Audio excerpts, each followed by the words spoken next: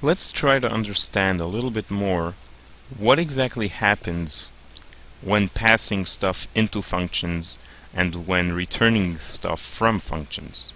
Let's look at a little example over here. I made a function called action, and here's the main function, so let's see what's going on. First I create a integer y, and I give it 0. Now here I'm creating a integer z, and I am assigning to it whatever will be returned from the action function, which we declared will return a integer. And because we declared that the action function will take a integer x as a parameter, we are now supposed to pass in a variable into this function, and so we are passing in the y integer that we created just before. This is called passing by value, and it's called that because whenever you pass stuff into a function by way of passing by value, what you are doing is you are passing a variable into this function not because you need the actual variable itself to go into that function, you just need the value that's in that variable to be passed into the other function. As in contrast to, let's say, if you need to pass the actual object into the function, which we will explore a little bit later. So again, whenever you pass by value, like we're doing right over here, your point is most probably not that you need the actual integer y itself to be passed into some other function. What you need is that the value of whatever is inside y should be passed in there. And y, you don't care about y. You can, for all you know, you don't mind if y just stays behind in the main function and doesn't actually come along with us into the action function. You don't care about that. All you need is that whatever value is inside y should be brought over to the action function. And so this is what happens when you pass by value. If you did everything correctly in the declaration, in the definition, and by calling the function, the computer will take the value of whatever expression you put inside over here. This is a very simple expression, you just put a variable, but of course you can also put in like variable plus 2 and stuff like that, all different kinds of expressions, as long as the resulting expression, of course, is a integer variable like we're supposed to be passing into here. So the computer will take whatever value results from this thing that you're passing by value, and it will copy that value and just assign it to the variable in this function, in the function that was called. It's as if there's some sort of invisible assignment operator between this integer x in the action function and the y that was passed in from the main function. But this assignment operator magic happens behind the scenes when calling from this function to that function. The point is that the actual integer variable y stays in the main function, and the actual integer x belongs in the action function. And when passing by value, only the actual value that results from whatever you put into the parameter over here, only its value is copied and assigned to the parameter that you declared in this function.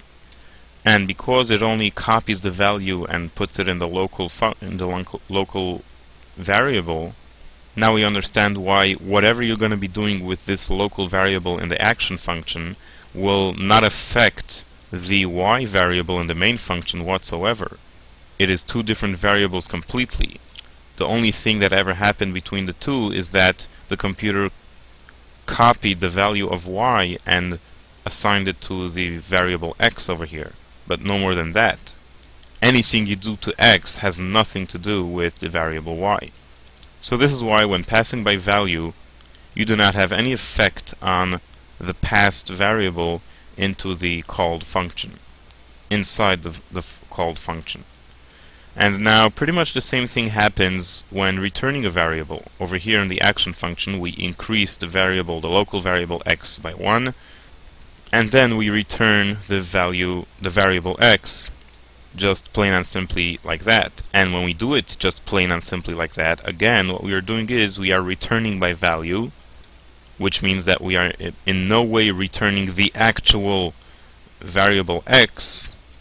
What we are doing is we are returning the value of whatever you put over here. If you happen to put the variable x, then the value of the variable x will be returned as the returned argument, the integer that we promised to return from this function. And whatever value that happens to be becomes the expression where we call the function, and that gets assigned now to the variable z, as we learned. And again, what happens over here is that the computer will just copy the value of the variable x over here and express it in this expression over here, and so that copied value, which again has nothing to do with the variable x anymore, the variable x has been destroyed because the action function went out of scope. We did not pass the actual variable x, we just passed the value of whatever happened to be in it, and that right now gets assigned to the variable z. So passing by value means exactly that. When you pass some variable, you are not passing the actual variable whatsoever, and you are not returning the actual variable whatsoever. You are only passing by value and returning by value. You're just getting the value of whatever you put in the argument to be passed into a function, or the argument that is being returned from the action function. Now, unfortunately, the antonym of this kind of passing is not available in C++. There is no way to actually pass an actual variable itself into a function instead of passing its value. As we will see in truth, everything you ever pass into a function works pretty much the same way, which is passing by value, meaning that whatever you put as the parameter to be passed into the function will never ever be itself passed into that function, but rather its value will be passed into the function. It will be copied over to whatever it's supposed to be copied over. So an exact antonym, exact contrast to passing by value does not exist in C++.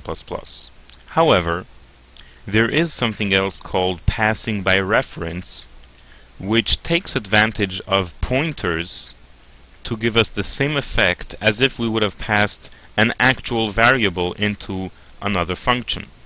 Let's have a look at a little example of passing by reference using pointers.